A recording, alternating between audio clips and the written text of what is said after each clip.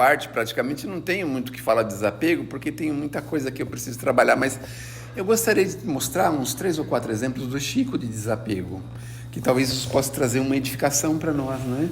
Então, o Chico, uma certa feita, é um assunto muito conhecido, ele trabalhava na Comunhão Espírita Cristã, e na Comunhão Espírita Cristã chegou uma senhora que queria doar uma fazenda em Goiás para a comunhão, para que a comunhão fosse independente. A fazenda daria lá os recursos da fazenda e o trabalho seria suprido por isso. E o Chico, obviamente, não queria isso, não aceitou, porque ele tinha uma ligação muito forte com os espíritos e ele não queria associar dinheiro, essas coisas, com a casa espírita, né? Bom, eu sei que eles bateram o pé, o Chico ainda era meio jovem, e eles acharam que ia dar a volta no Chico, porque, na verdade, era preciso fazer a escritura, porque eles queriam receber a fazenda, né? Então, o problema da casa espírita, muitas vezes, os dirigentes são apegados à casa. Não raras vezes, o dirigente morre e acaba a casa. Por quê? Porque ele não conseguiu desapegar, trazer pessoas para ir para a direção, cuidar disso, terceirizar isso.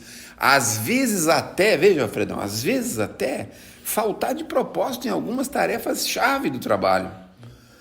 Porque ele precisa ver como é que o grupo se desenvolve, como é que o grupo se vira, desembaraça com aquilo, né? Bom, enfim, o Chico então foi chamado para assinar a escritura, ele foi lá, assinou a escritura, só que no mesmo ato ele pediu para o tabelião trazer o outro documento que ele tinha pedido para preparar, que era uma demissão do cargo que ele tinha na Comunhão Espírita Cristã. Então ele recebeu a escritura, mas imediatamente saiu da Comunhão Espírita Cristã no mesmo ato, praticamente, no mesmo minuto, né?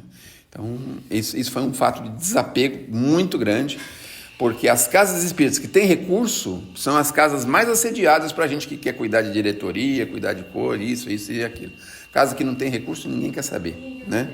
Então, quem trabalha com casa espírita deve saber disso. Esse é um exemplo do Chico de desapego. Mas tem, por exemplo, um relógio que ele ganhou de ouro do Clodovil, que o Clodovil foi lá e arrepiou os últimos fios de cabelo que ele tinha, porque o Chico deu para uma mulher ver as horas para tomar um remédio. Imagina, só um negócio assim, que você imagina, né? Como é que pode, né? Esse é um segundo exemplo, mas tem centenas de exemplos. Mas o terceiro exemplo desse, ele visitava cidades, conhecia cidades, ia nas casas espíritas das cidades, amigos convidavam, ele ia, visitava. Então ele foi numa cidade do Rio de Janeiro e aí quando ele chegou em casa, chegou um cara lá com um carro 0 quilômetro, um Ford Landau. Aí entregou o Ford, Chico, compramos esse carro para você, está no seu nome aqui, vim trazer para você, entregar aqui, vim do Rio de Janeiro entregar para você. O Chico falou, nossa, o carro bonito, deu uma volta no carro, o homem dirigindo e tal. Falou, maravilha, adorei o carro. Pá. Aí ele falou, então vamos guardar o carro. Não, é o seguinte, eu tive uma ideia. Vamos fazer o seguinte, você leva o carro para mim lá para a cidade e fica com ele, cuida dele para mim. O dia que eu for lá, aí você anda comigo lá na cidade, com esse carro. Aí o homem levou o carro de volta. O Chico nunca mais foi lá. Olha só. Assim, a nível de desapego, né? Nível de desapego. Inteligente, porque veja, ele não ofendeu a pessoa. Eu vou querer, os espíritos mandam, eu não posso receber nada. Não é? O pai dele pediu para ele falar para os espíritos para vender um livro, né? Imagina só, vender um livro. Esse negócio da Fusca, né? Que ele ganhou a Fusca, veio no caminhão cegonha, parou. Ele falou, o que é isso aí? Mandaram de presente para você. Quem é o dono? Aí apresentaram o dono e falou, faz o seguinte com ele. Fala para ele que o dinheiro desse carro, ele me dá em alimento. Enquanto eu estiver vivo, ele me dá em almoço e janta. E levou o carro. Eu acho que tem o quarto caso de desapego, é na São Bernardo do Campo, na GEM, no Grupo Espírita Emmanuel, do Caio Ramaciotti. O Caio fez uma casa para o Chico lá em São Bernardo do Campo. Uma casa. Eu e a Wanda tivemos a oportunidade de conhecer essa casa. É uma casa linda, né, amor? Cheio de detalhes, tinha banheira para baixo, tinha todos os lugares de acessível, de segurar, sabe? Isso que a pessoa vai ficando com idade. Eu tinha que ficar com essa casa. Falou, não posso ir morar em São Paulo. Faz o seguinte, usa essa casa para atender as pessoas que têm deficiência visual. Acho que é Casimiro Cunha, é isso? Casimiro Cunha? Acho que é Casimiro Cunha. Que tinha um problema visual deu o nome do mentor que seria da casa, e aí o Caio teve que abrir um trabalho para deficiente visual. Olha só. Porque lá o Caio tinha um funcionário que perdeu a vista, ficou cego. Ele enxergava e ficou cego. Recebeu uma fagulha de alguma coisa nos olhos e ficou cego. Aí esse moço foi trabalhar lá nessa casa, né?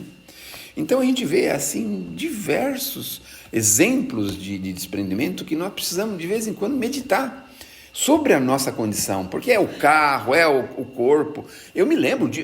O casaco de Bison que ele ganhou do Roberto Carlos. Imagina só, que foi lá naquela assistida, a mulher babou, né? Babou no casaco, imagina. Eu teve um dia que eu estava no ônibus para fazer uma leitura, eu não conseguia ler, eu falei, meu Deus do céu, eu não consigo ler, meu. E tal, eu forçava os olhos, mas aquilo me incomodou, rapaz, eu não conseguia ler no ônibus. Eu falei assim, agora é o fim da picada, agora acabou tudo na minha vida, acabou, não vou fazer mais nada na minha vida, é o fim da picada. Olha só como a gente tinha pegado, que aborrecido porque eu não conseguia ler no ônibus. Aí depois eu descobri que o problema do ônibus era a iluminação do ônibus. Aí começou a vir uns ônibus mais novos, super iluminados, olha, né? Agora os mais novos são super iluminados. Então, desprendimento do corpo, das coisas materiais, do dinheiro. O dinheiro é uma coisa muito complicada e sedutora. Sedutora, é um dos 3 ou 4 motivos que nós precisamos tomar muito cuidado. Poder, dinheiro, tem mais 1 ou 2 aí. Então, a gente precisa estar sempre fazendo esta avaliação. Eu não estou sendo apegado com isso, né? Eu não estou sendo, sabe? Hoje, um morador de rua falou assim para mim, então me dá a sua blusa que eu estou com frio. Eu falei assim, claro que eu posso te dar, desde que você me fale o que você fez essa noite. Se eu achar que foi uma coisa positiva, eu te dou. O que você fez à noite? Ele não quis falar. Você saiu bem. Não.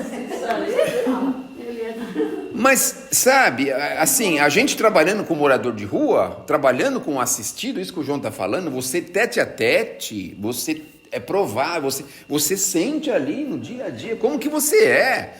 Às vezes o cara fala 2 palavras, tem vontade de dar um tapa na orelha dele. Não é mesmo? Nossa, lá no Ministério. Não é o tete a Lá no tete? Ministério é um teste pra mim. Então, a dona Kiko. Então, cada trabalho tem um. Cada trabalho tem um. Cada um tem um. Então, a gente precisa estar sempre pensando, meu Deus, será que eu não estou muito apegado com isso? Muito apegado. Eu estou vivendo um drama terrível esses últimos meses. A gente não deve falar de si mesmo, mas eu tenho uma coleção, eu tenho toda a obra do Chico. Tenho toda a obra do Chico, tenho uns 150 livros que falam do Chico, tenho alguns livros que a Wanda adora, alguns romances do Divaldo, algumas coisas da Ivone, algumas coisas da Zíbia, alguns livros. A gente tem lá uma prateleira bem grande com esses livros, né? Então eu fico pensando, o que eu vou fazer com esses livros? E olha, aí a gente ganha frequentemente caixas e caixas de livro espírita, porque está todo mundo jogando fora os livros espíritas. Eles não estão desapegando, estão jogando fora, é diferente. Você pegar uma roupa do seu guarda-roupa e jogar no meio do lixo é uma coisa. Outra coisa é você ver uma pessoa que dê aquilo, que sirva aquilo, que seja bom aquilo. É outra coisa, né? Estão jogando fora. E quando chega em casa, aí estamos aí nós dois lá olhando. Nossa, meu Deus do céu, esse aqui nós não vamos dar não, vamos guardar.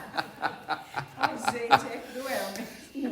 A gente, veja só, né, a que ponto a gente chega. Então, é preciso sempre observar. Eu acho que em tudo, né, é a observação, observar. Meu Deus, eu acho que eu estou sendo apegado. Por exemplo, quando tem algum cunhado meu que pede dinheiro emprestado, então eu sempre fico pensando assim, né, nossa, eu não podia falar isso. Eu tenho um amigo meu que tem um cunhado.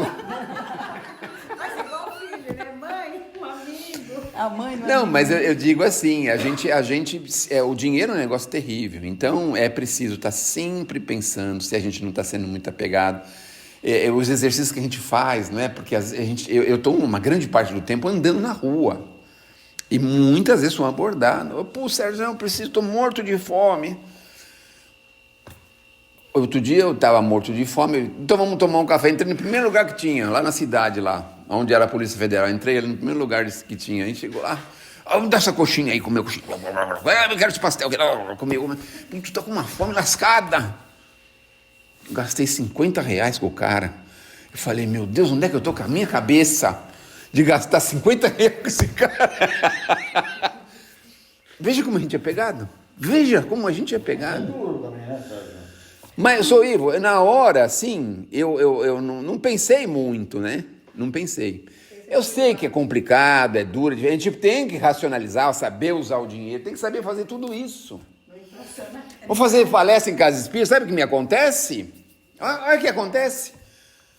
Pega o dinheiro, todo o dinheiro que você tem no seu bolso e dá lá para esse cara aí, dá aí na secretaria aí. Eu falei, o quê? Eu falando comigo mesmo? Olha só. Não vou dar, não. Vai dar sim. Vai dar sim. Só que agora, olha o que eu faço agora. Agora eu vou com um pouquinho, vou com 5, 6 reais só no bolso. Mas veja como que a gente é. Não paga mais condução, né? Nem paga a condução. Senhor Ivo, veja só como que a gente é. Veja como a gente é. Então, meu Deus do céu, a gente está sempre tendo que avaliar se a gente não está sendo, sabe? Avalia sempre, sabe? Avalia. É a pegada. E olha, ser apegado é